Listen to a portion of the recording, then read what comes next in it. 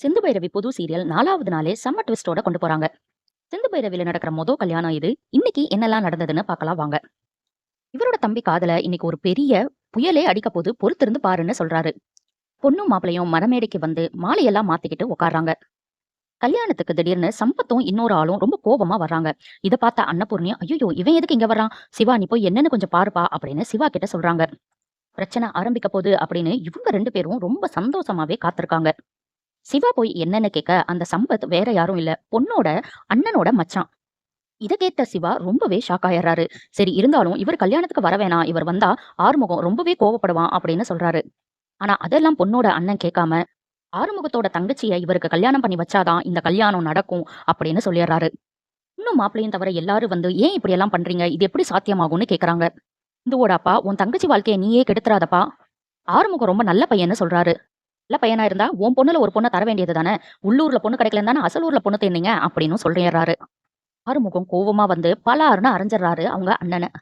பொண்ணும் சும்மா இல்லாம, நீங்க உங்க தங்கச்சிய சம்பத்தனாக்க கல்யாணம் பண்ணி வச்சாதான் நான் உங்களை கல்யாணம் பண்ணிப்பேன்னு சொல்லிடுறாங்க. இப்பேற்பட்ட ஒரு கேடுகட்ட கல்யாணம் எனக்கு தேவையே இல்ல அப்படின்னு ஆறுமுகம் மாலையை தூக்கி வீசிடுறாரு. பொண்ணு வீட்டுக்காரங்க எல்லாம் அங்க இருந்து போயிடுறாங்க. இதை பார்த்தா அன்னபூரணி ரொம்பவே கஷ்டப்பட்டு மனம் முடிஞ்சு மயங்கியே விழுந்துடுறாங்க. ஆறுமுகத்தோட தங்கச்சியும் என்னாலதானே உன் கல்யாணம் நின்றுச்சுன்னு ரொம்ப ஃபீல் பண்றாங்க. வீட்டுக்கு போய் மறுபடியும் அதே நினைச்சு ஃபீல் பண்ணிட்டு இருக்க ஆறுமுகம் அவங்க தங்கச்சிட்ட வந்து, கல்யாணங்கிறது எப்போ யாருக்கு எப்படி நடக்கணுமோ அப்படிதாம்மா நடக்கும், நீ இதை பத்தியெல்லாம் நினைச்சு கவலைப்படாத, பாத்துக்கலான்னு ஆறுதல் சொல்லிட்டு போறாரு. இங்க சிந்துவோட அப்பா நடந்த கல்யாணத்தை நினைச்சே ரொம்பவே ஃபீல் பண்றாரு. அன்னபூர்ணி ரொம்ப பாவமா ஆறுமுகத்துக்கு கல்யாணம் ஆயிரும்னு ரொம்பவே எதிர்பார்த்திருந்தாங்க, ஆனா இப்படி ஆயிருச்சே அப்படின்னு ஃபீல் பண்றாரு. இதுக்கு நடுவுல பைரவி இன்டர்வியூக்கு கிளம்புறாங்க. பெங்களூர் போகணும் அப்படின்னு சொல்லிட்டு அங்க இருந்து கிளம்புறாங்க. ஸ்டாண்ட்ல போய் நின்னா இன்னைக்கு பஸ் பந்த், அதனால பஸ் எல்லாம் ஓடாதுன்னு சொல்லிடுறாங்க. அவங்க உடனே கால் பண்ணி அவங்க அப்பா கிட்ட, அப்பா நான் போயே ஆகணும், இந்த இன்டர்வியூவை என்னால மிஸ்ஸே பண்ண முடியாதுன்னு சொல்றாங்க. இருமா நான் ஏதாவது ஒரு வழி பண்றேன் அப்படின்னு போனை வைக்கிறாரு. அதுக்குள்ள ரவுடி பசங்க வந்து சூட்கேஸை வாங்கிட்டு போறதுக்கு ட்ரை பண்றாங்க, கலாட்டா பண்றாங்க பைரவி கிட்ட. ஆறுமுகம் அங்க வந்தோன்னே, ஐயோ உங்களுக்கு தெரிஞ்ச பொண்ணானா, நீங்களே பாத்துக்கோங்க அப்படின்னு சொல்லிட்டு அங்க இருந்து போயிடுறாங்க. அந்த ரவுடி பசங்க போனோன்னே பைரவி கிட்ட, சரி போலாமா அப்படின்னு கேக்குறாரு ஆறுமுகம். பஸ் ஸ்டாண்ட்ல தனியா நிக்கிற பொண்ணுகிட்ட வந்து போலாமான்னு கேக்குற, என்ன நினைச்சிட்டு இருக்க அப்படின்னு கோபப்படுறாங்க பைரவி.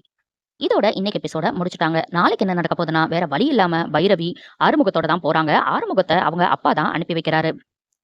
இந்து சிவா கிட்ட, நீங்க எதையும் நினைச்சு கவலைப்படாதீங்க, ஆறுமுகத்துக்கு சீக்கிரமா கல்யாணம் நடக்கும்னு சொல்றாங்க. பூர்ணி கோயில்லையும் வந்து ரொம்பவே அழுகுறாங்க. இப்படி கல்யாணம் நின்றுச்சே, எப்படி கல்யாணம் நடக்குமோன்னு ஃபீல் பண்றாங்க. கரெக்டா அப்போ சிந்துவோட அப்பா அன்னபூர்ணி கிட்ட, என் பொண்ணு சிந்துவ உங்க வீட்டு மருமகளா ஒத்துக்கிறதுக்கு உனக்கு சம்மதமா அப்படின்னு கேக்குறாரு.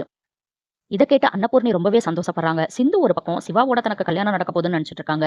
பைரவி ஆறுமுகத்தோட இன்டர்வியூ போயிருக்காங்க. என்னெல்லாம் நடக்க போகுதுங்கிறத நம்ம பொறுத்திருந்து பார்க்கலாம். அடுத்தடுத்து சிந்து பைரவியில என்ன நடக்குதுன்னு தெரிஞ்சுக்க சப்ஸ்கிரைப் பண்ண மறந்துடாதீங்க.